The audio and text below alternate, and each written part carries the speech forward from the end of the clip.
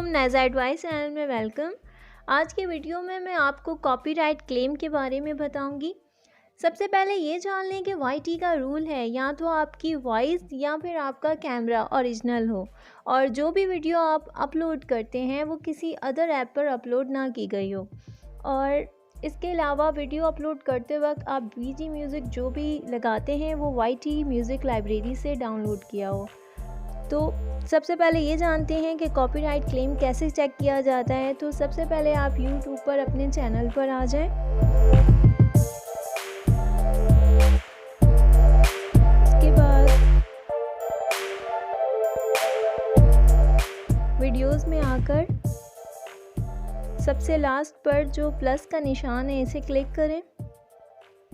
यहाँ पर upload video, आप अपनी तमाम वीडियो यहीं से अपलोड किया करें और अपलोड करते वक्त वीडियो को पब्लिक करने के बजाय अनलिस्टेड रखा करें। उससे ये होता है कि आपकी वीडियो पर अगर कॉपीराइट क्लेम हो तो वो आपको वाईटी बता देता है।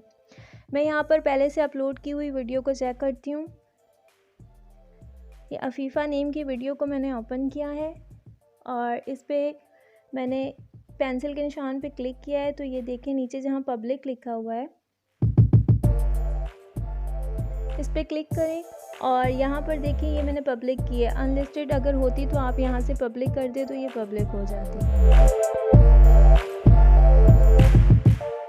और ऊपर देखें जहाँ पर रिस्ट्रिक्शंस लिखा हुआ है वहाँ पर नन आ रहा है। अगर कॉपीराइट क्लेम होता तो यहाँ पर कॉपीराइट लिखा होता। तो आप बेहतर समझ चुके हैं कि कॉपीराइट क्लेम कैसे चेक किया जाता है।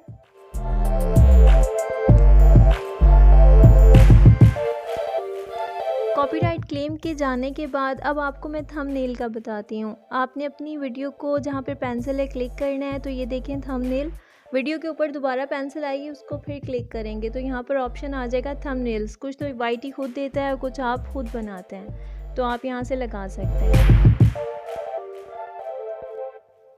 थंबनेल बहुत इम्पॉर्टेंट होता है वीडियो की व्यूज़ के लिए। और अगर बात की जाए शॉर्ट बीटा की तो वाईटी ने उसके लिए बहुत बेस्ट म्यूज़िक, नात और ट्यून्स अवेलेबल की हुई हैं जो आप अपने शॉर्ट बीटा डायरेक्ट भी अपलोड कर सकते हैं। तो वहाँ से आप म्यूज़िक लगाया करें।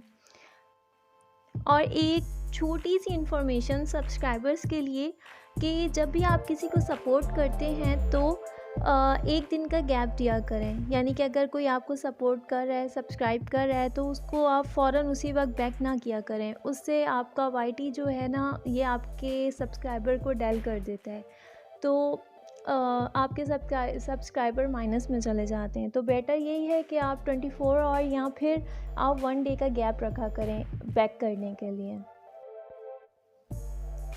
अदरवाइज़ ऐसा होता है कि नोटिफिकेशन में हम ढूंढ नहीं पाते कि किसने हमें सब्सक्राइब किया था। तो इसका बेहतरीन हल ये है कि आप स्क्रीनशॉट लेके रख लिया करें और एक दिन के बाद अगर आप बैक करना चाहें तो बैक कर दें।